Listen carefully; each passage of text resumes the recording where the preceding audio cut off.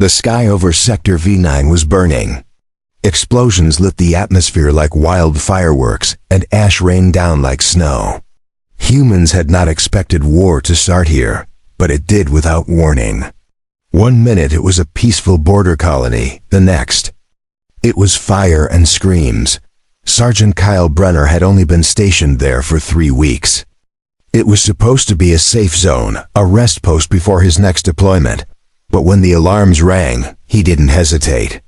He grabbed his rifle and joined the defense line without question. The invaders weren't machines. They weren't even mindless beasts. They were warriors, fast and sharp, with glowing armor and glowing eyes. They didn't speak, but they moved like they'd trained for years. Among them was one female fighter, different from the rest.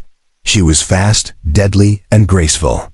She used a spear that shimmered with strange energy. Kyle noticed her not just because she fought well, but because something about her felt familiar. She had long red hair and glowing blue skin. Her face was painted with red tribal lines, but it wasn't war paint. It was part of her. They clashed in the ruins of a broken temple. He dodged her first strike. She moved like wind, spinning, leaping, never wasting energy. He blocked her second strike. She looked into his eyes and froze. Just for a second. A moment of hesitation in a dance of death. He could have taken the shot. She was open. But he didn't. Instead, he did something no one expected. He reached out, just touched her cheek. It was soft, warm. She gasped like the air had returned to her lungs. Her spear dropped from her hand. Around them, the battle still burned. But in that small moment, there was peace. Her eyes changed. The fury inside them cracked. Confusion settled in. She looked at him, lips trembling, and whispered something in a language he didn't understand. Then a blast hit nearby. Kyle threw himself over her, protecting her body with his. Dust and rock hit his back, but he didn't let go. When it cleared, she was shaking, not from fear, from something deeper. She didn't know where she was. She didn't even know her own name. He didn't report her capture. He didn't turn her in. Instead, he carried her to the medic station hidden beneath the canyon. She didn't resist. She held onto his shirt like a child lost in a storm. The medics looked at him like he'd gone mad, but they said nothing. They couldn't find a name, no ID, no signal on her armor. It was like she didn't exist. She didn't even respond to her own language, only to his touch. When he touched her hand, she calmed. When he held her close, her shaking stopped. She wouldn't sleep without him nearby. If he moved away, she cried out, not like a warrior, but like someone abandoned. Kyle stayed. He held her through the night, his arm wrapped around her glowing skin. She fell asleep with her head against his chest. The next morning, she whispered something again. He couldn't understand the words, but he understood the meaning. It wasn't just memory loss. It was something deeper. Something broken inside. Her. And somehow his presence was fixing it. She began to respond to his voice. When he said her name, he had to make one up. She smiled. He called her Kale. She didn't know if it was right, but she accepted it. She followed him like a shadow. Where he went, she went. Always quiet. Always near. One day, she touched his cheek the same way he had touched hers. She tilted her head, her eyes searching him. Her fingers traced his jaw, like they remembered something he didn't. Then she closed her eyes and leaned forward, resting her forehead against his. And in that moment, a flash of memory hit her. Her body shook, her eyes widened, her hands clutched her head. She screamed not from pain, but from shock. She saw fire, war, faces, herself. But then she saw him, the same touch, the same kindness. Before the war, she had known him, somehow, somewhere, before the battlefield, before the armor, before the blood. It was buried deep, but it was there. A memory of light, of him, of warmth, of safety. Her tears fell silently as she remembered.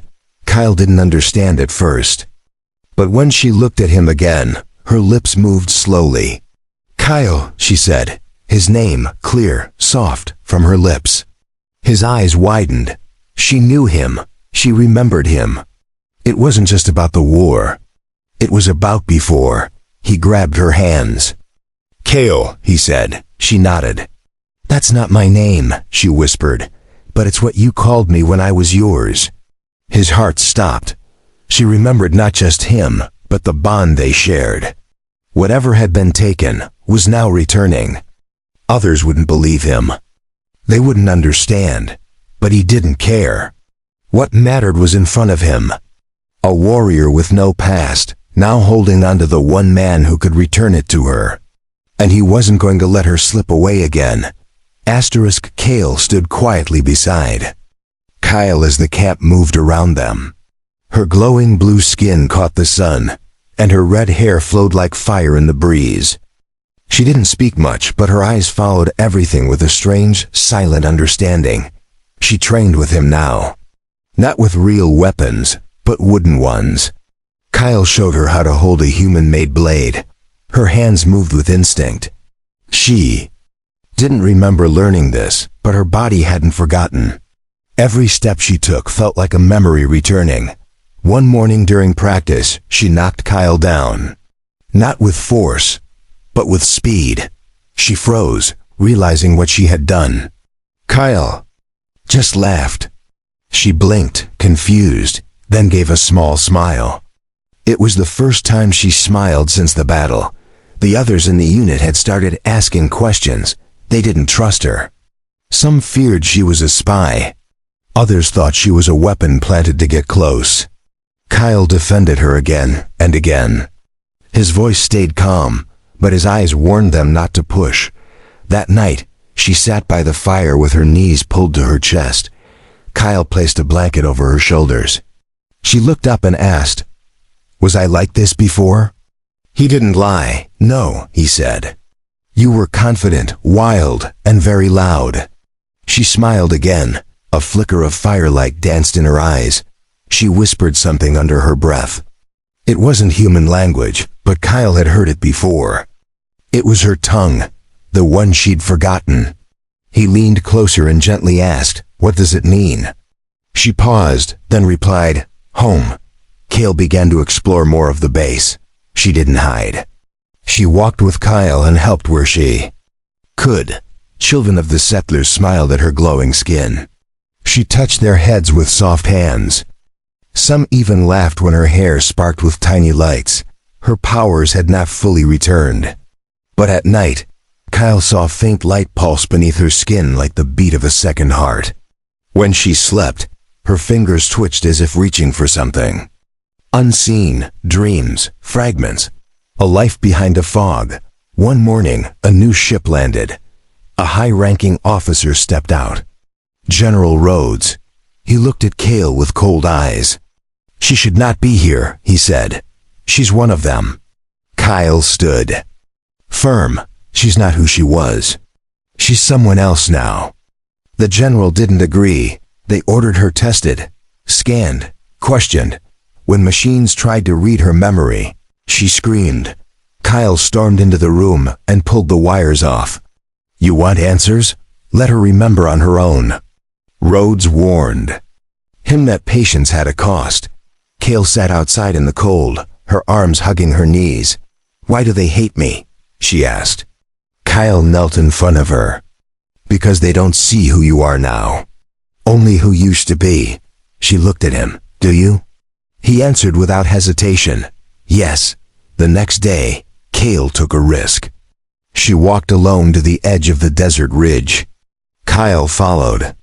Worried, she stood there, the wind wrapping around her dress, eyes closed. She began to hum a strange melody. Not human. Not written.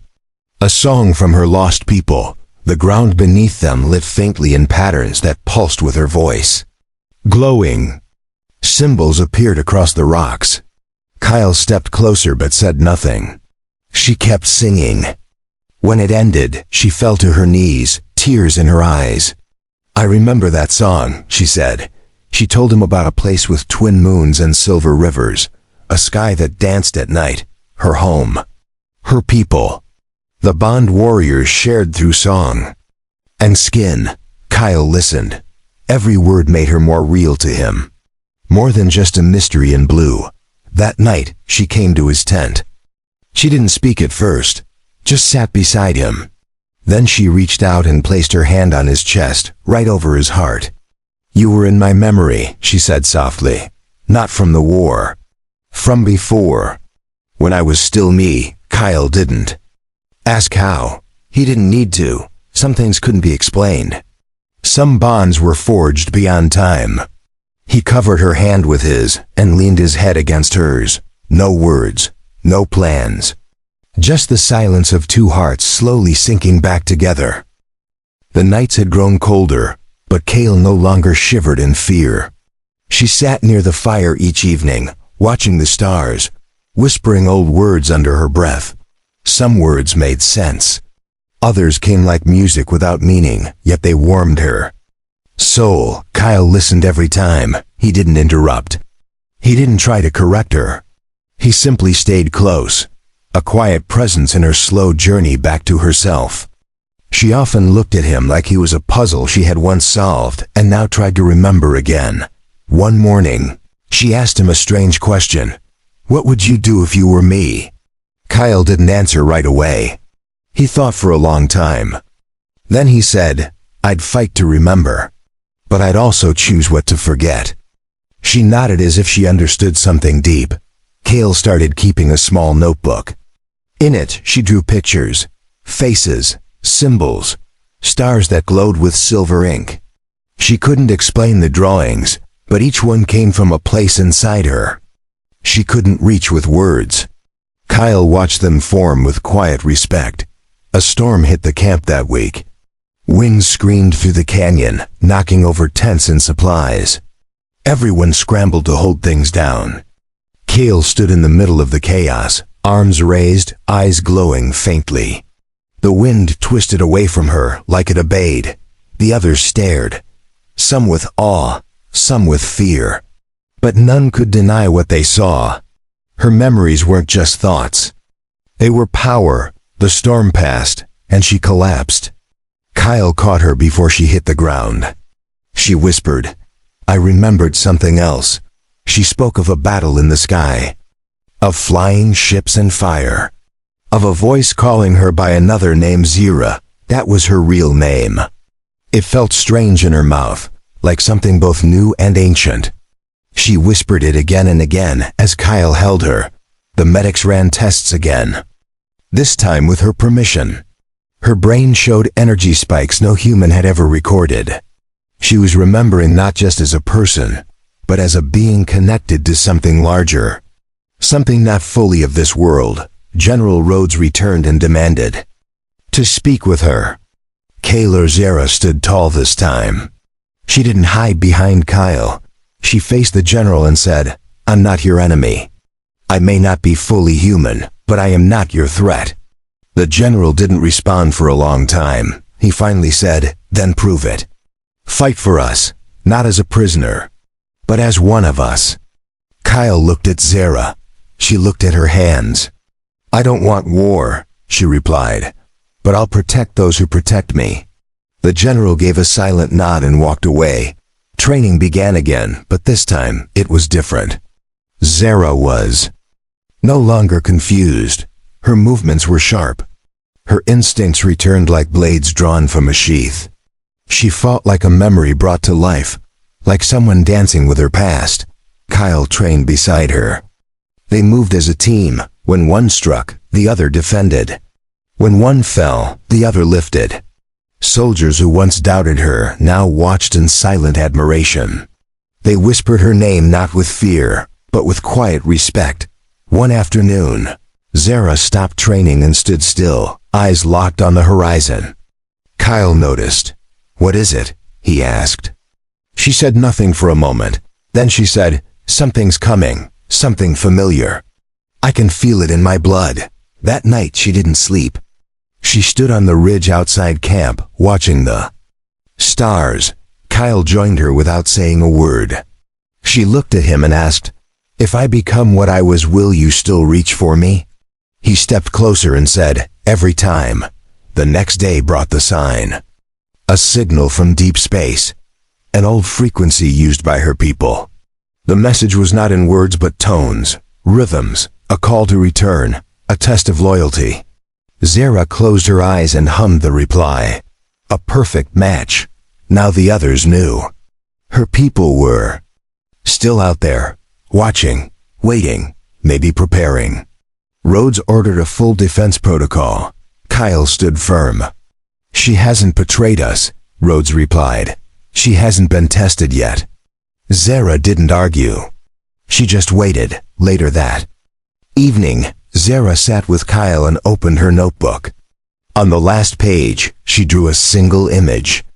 A blue flame between two hands. "That's what I am," she said. "Not a weapon, not a spy, a bridge.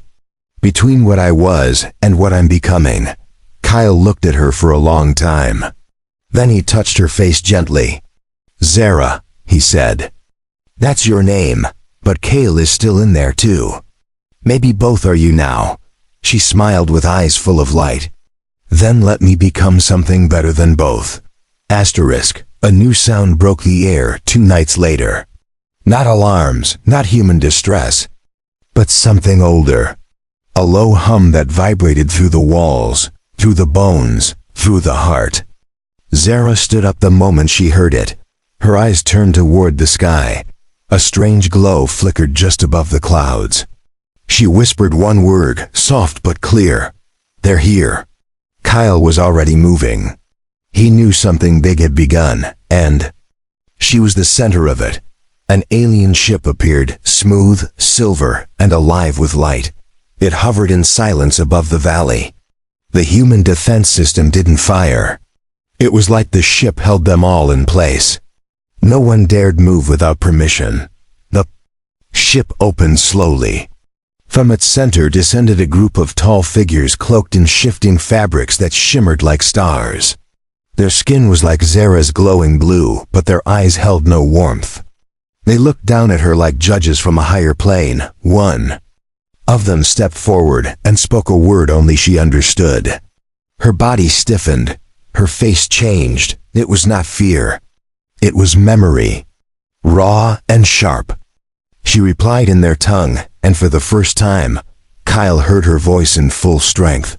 The aliens asked her to return. Not as a prisoner, not as an enemy, but as one of them. They told her she had been chosen before her fall, that her memory loss had not been random. It was a punishment for disobedience. She had disobeyed once before. She had shown mercy during a raid. She had touched a human child and refused to kill. That weakness had cost her place among them. That's why they wiped her memories. That's why she had fallen to earth. Kyle stepped forward.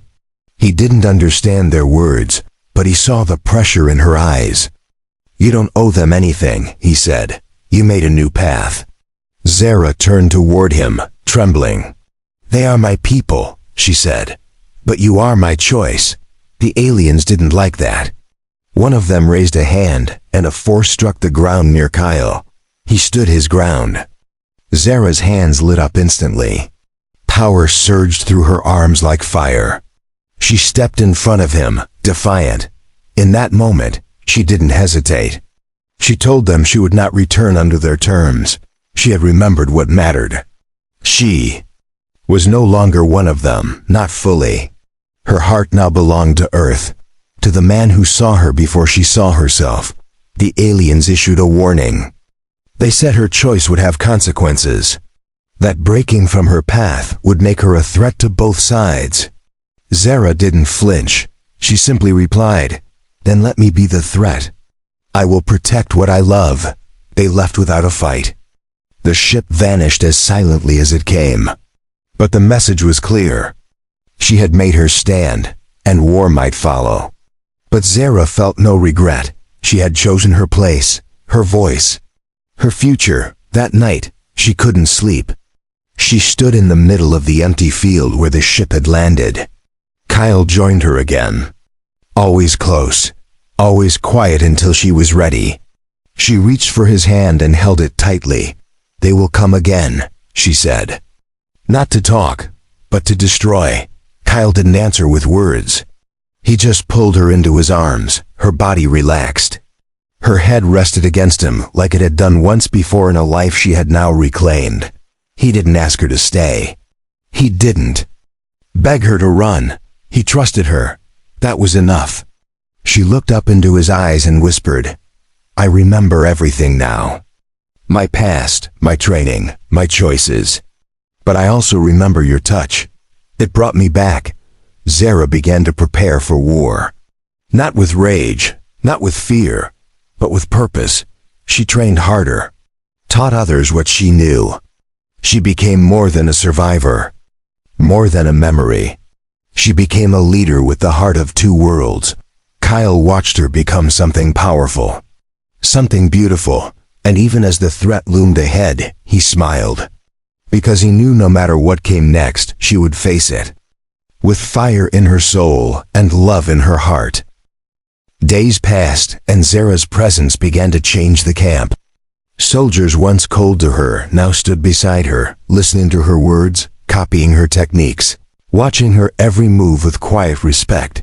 She taught them how to read the sky, how to sense energy in the air, how to use breath and stillness in combat. Her ways were strange but effective. Even the toughest veterans began to follow her lead. Kyle noticed the difference too. There was strength in her now, not just of the body, but of mind and soul. She didn't doubt herself anymore. She didn't look for who she was. She walked, as if she had always known it. At night, when the others slept, Zara and Kyle trained alone. No words, just movement. A dance of blades, of balance, of trust. When they stopped, their hands would rest on each other's shoulders, hearts pounding. In perfect rhythm. One evening, she placed his hand on her chest. "Do you feel that?" she asked. He nodded. "That's not just a heartbeat.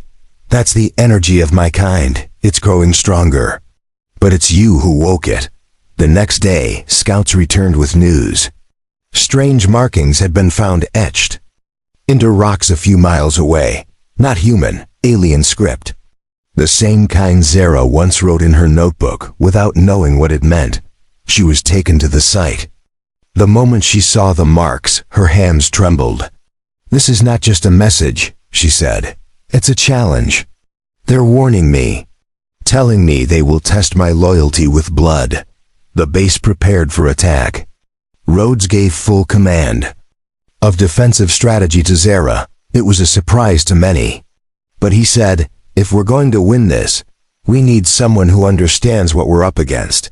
Zara worked fast. She placed energy traps in key areas. She used her own blood to activate ancient wards buried beneath the canyon. "They were left here long ago by my ancestors," she told Kyle. Even then, they knew war would return. Kyle stood by her side at every step. He watched her draw glowing lines across walls, her eyes filled with light. She wasn't just preparing to fight. She was preparing to protect. Not just the base, but the people within it. That night, Zara did something she hadn't done before. She sang, a soft haunting melody in her native language. The song echoed through the camp, and every soldier stopped to listen.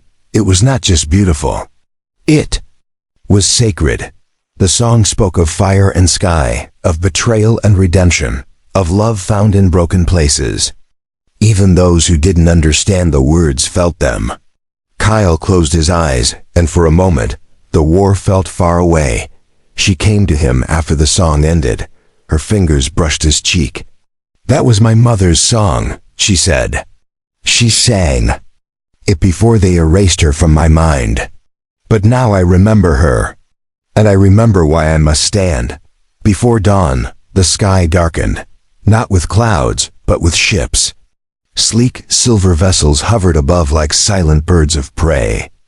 Zara didn't wait. She stepped forward and raised both hands. Her body glowed from within. A pulse shot from her chest like a wave. It expanded outward, lighting the defensive lines. Runes hidden in the walls came alive. Energy shields shimmered. Into view, soldiers watched in awe. Kyle stood taller, eyes never leaving her form. She turned and gave one command. "Hold your ground. We will not fall, not today." The soldiers raised their weapons. Kyle moved beside her, rifle ready. But his real weapon was the calm he found in her presence. The first shot came from the sky. It hit the edge of the camp and exploded into white fire. But the shields held. The defenses answered with sharp force. Missiles, lasers, silence broken. By the roar of survival, Zara leapt into the air. Her body spun like a blade of light. Her spear reformed in her hands, summoned from the energy inside her. She struck a descending drone mid-air and landed in a flash of flame. The war had begun. But something was different this time. She wasn't just fighting as a soldier. She was fighting as someone who had found her voice, her memories, and her reason to stand. The battlefield glowed with the light of weapons not built by human hands. The air trembled as two worlds collided in smoke, dust, and fire. Zara stood at the center of it all, her spear blazing with radiant energy drawn from her core. She didn't hesitate. Her movements were exact, her strikes were silent. Enemy drones shattered in her path as if the air itself obeyed her will. She moved like someone who had finally become whole. Kyle fought near the southern ridge, covering the medic tents and civilians. He didn't need to look back to know she was still standing. He could feel her presence like heat behind his spine. Like a shield without walls, Zara reached the front line where a creature 3 times her size waited. It wore armor of liquid metal and spoke her name without a mouth. "Zara of the Lost Flame," it said. "You betrayed your blood." She answered with silence and then attack. Their weapons clashed in an explosion of light and force. Sparks flew across the sky as she pushed the beast back step by step. It roared and struck harder. She absorbed each blow with power she no longer feared. Her strength was not a gift. It was earned. The final blow she delivered came from memory. A move taught by someone long forgotten. A motion she hadn't known until it returned in perfect clarity. Her spear pierced the enemy's core, and the creature fell in silence. The tide turned. Enemy forces began to retreat. The ships overhead blinked away one by one. The skies cleared. The smoke lifted. And in the middle of the battlefield stood Zara, chest rising slowly, skin dimming as her energy settled. Kyle reached her seconds later. Her body swayed. He caught her before she fell. She looked into his eyes, tired but smiling. "I remembered everything," she said. "Even the day I first saw you, long before the war. Before the fall." He carried her back to the base. The medics rushed to her side, but she held onto his hand tightly. She didn't want them to erase this moment. She wanted to feel it all. The pain, the victory, the connection that brought her back to herself. Days passed in quiet recovery. The base returned to life. The soldiers spoke of her like legend. They didn't call her alien anymore. They called her warrior, friend, protector. Some even tried to pronounce her true name with care. Zara finally stood without help one morning and walked through the camp. She touched the walls she had protected. She spoke with the people she had saved. Each one bowed slightly as she passed. Not out of fear, out of deep respect. She returned to the ridge where it all began. The same place where she once stood lost in a storm of thoughts. This time she stood tall, her back straight, her heart steady. Kyle stood beside her, his hand warm in hers. "I thought I was broken," she said, "but I was only buried. You dug me out with your touch, not just once. Every time I faded, you pulled me back. You reminded me who I was and who I could be." Kyle looked at her, eyes steady. "You saved us all, not just with power, but with your choice. You chose us, even when you didn't have to." She closed her eyes for a moment, letting the wind wash over her face. She turned toward him and placed her hand over his heart. "I carry two names," she said. "One from the stars, and one from your voice. I don't want to choose between them anymore. I want to live with both." He leaned forward and pressed his forehead against hers. No one watched. No one needed to. This wasn't about a war. It wasn't about history. It was about one lost soul, found by one quiet soldier, and rebuilt with nothing but faith and time. That night, she sang again. Not in sorrow, but in celebration. Her voice rose through the sky, telling a new story. One of pain, rebirth, and love strong enough to survive the end of memory. In the silence that followed her final note, she looked toward the stars. She did not fear them anymore. She welcomed what came next because she was no longer alone.